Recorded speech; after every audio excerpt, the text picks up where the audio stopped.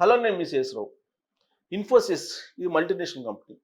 దీంట్లో ఉద్యోగం రావడం అనేది ఒక పెద్ద ఎక్సర్సైజ్. దాంట్లో వన్స్ జాబ్ వస్తే కనుక ప్యాకేజీ చాలా బాగుంటుంది, అట్రాక్టివ్ ప్యాకేజీ ఉంటుంది.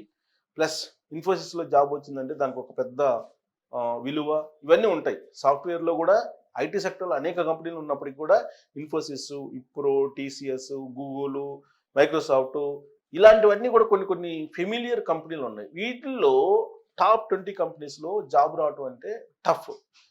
వచ్చింది అని అంటే ఇక దానికి ప్యాకేజీలకు అవధులుండవు, ప్లస్ వాళ్ళకు ఉన్నటువంటి బెనిఫిట్స్కి కూడా అవధులుండవు అనేది ఒకప్పటి మాట. ఇప్పుడు ఇన్ఫోసిస్ ఉద్యోగులకు చుక్కలు చూపిస్తుంది.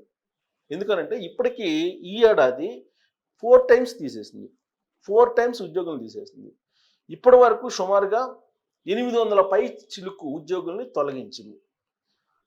కేవలం ట్రైనింగ్లే కాదండి, ట్రైనింగ్లే తొలగించామని చెప్పి అఫీషియల్గా ఆ కంపెనీ చెప్తుంది. కానీ ట్రైనింగ్లే కాదు, సీనియర్ క్యాడర్లో ఉండేటువంటి వాళ్ళని కూడా బెంచ్ మీదకి పంపించేసి తొలగిస్తుంది.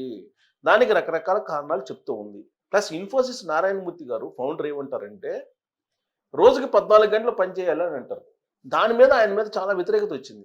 రోజుకి 14 గంటలు పనిచేయాలని. అసలు ఆయన అయితే ఉదయం 9 గంటలకు వెళ్ళి మళ్ళీ రేత్రి 10 గంటలు, మళ్ళీ రేత్రి 9 గంటలకు వచ్చేవాళ్ళు, 9-10 అయ్యేది అని చెప్పి ఆయన ఉదాహరణ చెప్తూ మిగతా జాబ్స్ కావాలనుకున్నటువంటి వాళ్ళు ఉద్యోగులు అందరూ కూడా అదే తరహాలో పనిచేయాలని చెప్పి ఆయన చేసినటువంటి కామెంట్స్ ఉద్యోగుల్లో ఒకానొక సమయంలో బాగా వ్యతిరేకత వచ్చింది. అయినప్పటికీ కూడా ఆయన ఎక్కువ సమయం పనిచేయాలి ఉద్యోగులు అని కోరుకుంటూ ఉన్నారు.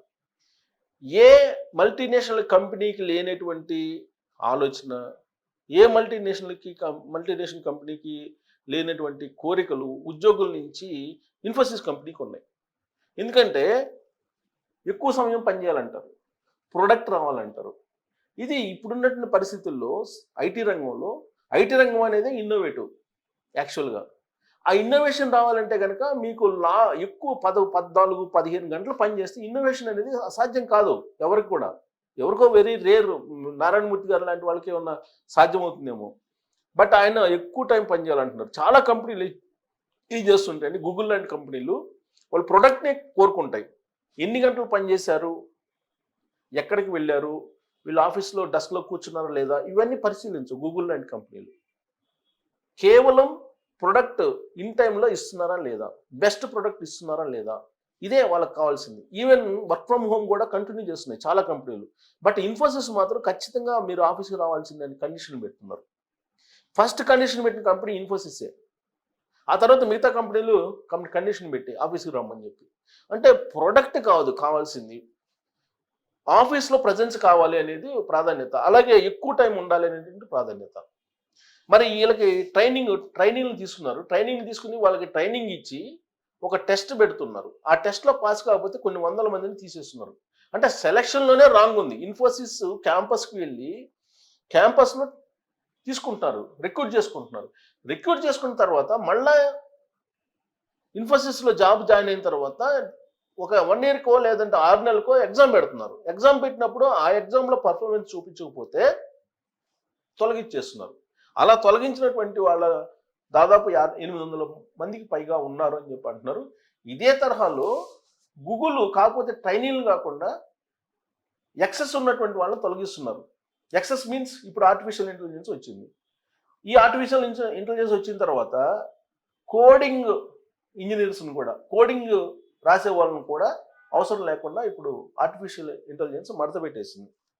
వాస్తవంగా చెప్పాలంటే పక్కా గ్రామీణ భాషలో చెప్పాలంటే మడత పెట్టేసింది అంత పెద్ద సీనియర్స్ని. ఒక్కొక్కళ్ళు 50 లక్షల నుంచి 1 కోటి, 2 కోట్లు, 3 కోట్లు తీసుకునేటువంటి వాళ్ళు కూడా ఉన్నారు ప్యాకేజీలు.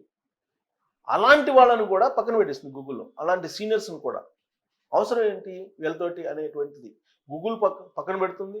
అలాగే Twitter, X already Elon Musk తీసేసే కార్యక్రమంలో ఉన్నారు. మైక్రోసాఫ్ట్ తీసేసింది. మరి అలాగే ఇన్ఫోసిస్ తీసేస్తూనే ఉంది కంటిన్యూగా. టాప్ 20 కంపెనీలు ఏవైతే అనుకుంటున్నామో దాంట్లో జాబ్ వస్తే చాలు, జీవితం ఇంకా పదిలం స్థిరపడినట్టే, జీవితం ఇక ఒక సార్థకమైనట్టు అని భావిస్తుంటారు చాలామంది. సో వాళ్ళు కూడా ఇవాళ బాధపడాల్సినటువంటి పరిస్థితి. నిన్న మొన్న ఎవరు బెంగళూరులో ఒక సాఫ్ట్వేర్ ఇంజనీర్ 60 lakhs ప్యాకేజ్ అంట అతను ఒక ట్వీట్ చేశారు. ఈ శాలరీ ఇవన్నీ చూసిన తర్వాత, అతను చేసిన వర్క్ని చూసిన తర్వాత కోల్పోయినటువంటి లైఫ్ని ఏదైతే ఉందో ఆ కోల్పోయినటువంటి లైఫ్ని గుర్తు చేసుకుంటూ ఈ శాలరీ ఎందుకు, ఈ వర్క్ ఎందుకు, 14 గంటలు 15 గంటలు పనిచేసి తనకి ఫ్యామిలీ లైఫ్ లేదు, ఫ్యామిలీ లైఫ్ని కోల్పోయాము అనేటువంటి బాధతోటి ఒక ట్వీట్ ఒక పోస్ట్ చేశారు. అది వైరల్ అవుతుంది సోషల్ మీడియాలో. అంటే ఏ టైంలో ఏది చేయాలో అది చేయలేకపోతున్నారు సాఫ్ట్వేర్లో ఉండేటువంటి ఉద్యోగులు ఎక్కువ మంది. అంటే ఫ్యామిలీ లైఫ్కి అలాగే ప్రొఫెషనల్ లైఫ్కి మధ్యలో సమన్వయం కుదరట్లేదు. గతంలో లాగా ఐటీ సెక్టార్లో 8 గంటలు పనిచేసేసి తర్వాత ఎంజాయ్ చేసేటువంటి పరిస్థితి, వీకెండ్లో వస్తే ఎంజాయ్ చేసే పరిస్థితులు లేవు ఇవాళ. పైగా బెనిఫిట్స్ తగ్గిస్తూ ఉన్నారు, ఇంక్రిమెంట్స్ తగ్గిస్తూ ఉన్నారు. ఇంక్రిమెంట్స్ అసలు కొన్ని కంపెనీలు ఇంక్రిమెంట్స్ ఇవ్వట్లా. ఇంక్రిమెంట్స్ ఇవ్వకపోయినప్పటికీ కూడా పనిచేస్తున్నారు, అయినప్పటికీ బెంచ్ మీద పెడుతున్నారు.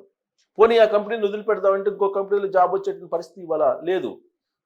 అమెరికా అధ్యక్షుడు ట్రంప్ బాధ్యతలు స్వీకరించిన తర్వాత వరల్డ్ సినారియో మారిపోయింది. ఐటీ సినారియో అంతకన్నా మారిపోయింది ఆర్టిఫిషియల్ ఇంటెలిజెన్స్ వచ్చిన తర్వాత.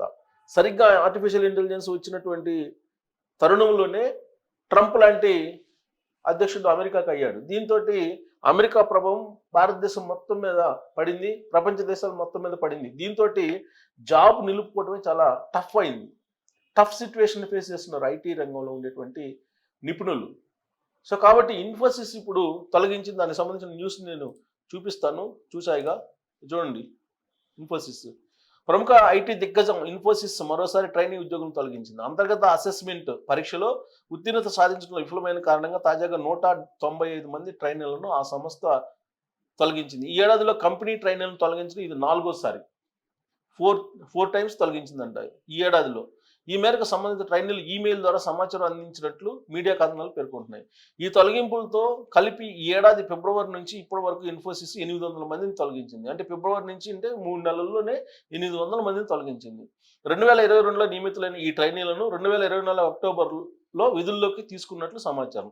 అంతర్గత శిక్షణ అనంతరం నిర్వహించిన తుది పరీక్షలో నెగ్గలేకపోవడమే ప్రస్తుత తొలగింపులకు కారణంగా కంపెనీలు చెబుతున్నాయి. అయితే తొలగించిన ట్రైనీలకు 1 నెల ఎక్స్గ్రేషియాతో పాటు రిలీవింగ్ లెటర్ను అందజేస్తుంది.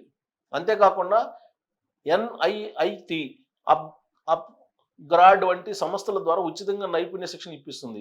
ఇప్పటి వరకు సుమారు 250 మంది ఈ శిక్షణ అవకాశాన్ని వినియోగించుకోగా మరో 150 మంది ఇన్ఫోసిస్ అందిస్తున్న అవుట్ ప్లేస్మెంట్ సేవల కోసం నమోదు చేసుకున్నట్లు తెలుస్తుంది. ఇన్ఫోసిస్ తొలుత ఫిబ్రవరిలో 300 మంది ట్రైనర్లను తొలగించింది. మార్చిలో 35 మందిని, ఏప్రిల్లో 240 మందిని తొలగించింది. తాజా తొలగింపు 4వది. 2024-25 ఆర్థిక సంవత్సరంలో ఇన్ఫోసిస్ మొత్తం 1500 మంది ట్రైనర్లను నియమించుకున్నట్లు గతంలో వెల్లడించింది. ఇప్పుడు దాంట్లో దాదాపు 800 మందిని తొలగించింది. అంటే సగానికి పైగా తొలగించింది. ఒక 3 నెలల్లోనే ఇంతమందిని తొలగించిందంటే రాబోయేటువంటి రోజుల్లో ఇన్ఫోసిస్ ఎంతమందిని తొలగిస్తుందో. టాప్ 20 మల్టీనేషనల్ కంపెనీలు తొలగిస్తున్నాయి. మరి ప్రభుత్వం ఏం చేస్తుంది? నిద్రపోతుందా? వీళ్ళందరికీ కొన్ని కోట్ల రూపాయల విలువైన భూముల్ని ఇచ్చారు, ఫ్రీగా ఇచ్చారు, చాలా నామినల్ రేటుకి ఇచ్చారు ఈ కంపెనీలన్నిటికీ. ఎందుకు? ఉద్యోగాలు ఇస్తారని.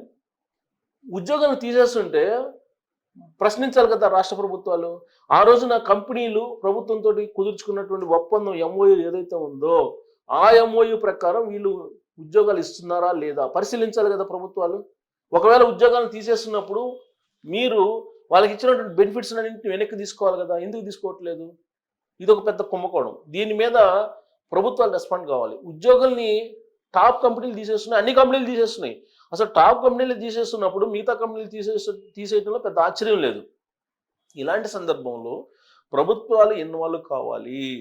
ఇన్వాల్వ్ అయ్యి MOU ప్రకారం వీళ్ళు చేయట్లేదు కాబట్టి వీళ్ళ నుంచి ల్యాండ్స్ని మళ్ళీ తీసుకోవాలి. అప్పుడు వీళ్ళు లైన్లోకి వస్తారు. లేదంటే ఇన్ఫోసిస్ లాంటి కంపెనీలు కూడా ఉద్యోగులను పీకి పారేస్తున్నారంటే మరి జాబ్ గ్యారంటీ ఏంటి? అసలు జాబ్ గ్యారంటీ ఇవ్వకపోగా ఒక రకమైన ప్యానిక్ సిచ్యువేషన్. ఇన్ఫోసిసే ఎంతమందిని 3 నెలల్లో తొలగించిందంటే మిగతా కంపెనీల పరిస్థితి చూసుకుని అన్ని కంపెనీలు Google, Microsoft, Wipro, tech Mahindra ఇలా అన్ని కంపెనీలు తొలగించే కార్యక్రమంలో ఉన్నారు. సో రాబోయేటువంటి రోజుల్లో ఎంతమంది ఐటీ ఉద్యోగాలు కోల్పోయే అవకాశం ఉంది, ఐటీ సెక్టర్ ఏం కాబోతుంది అనే దాని మీద మీరు కామెంట్ చేయొచ్చు. Thank you.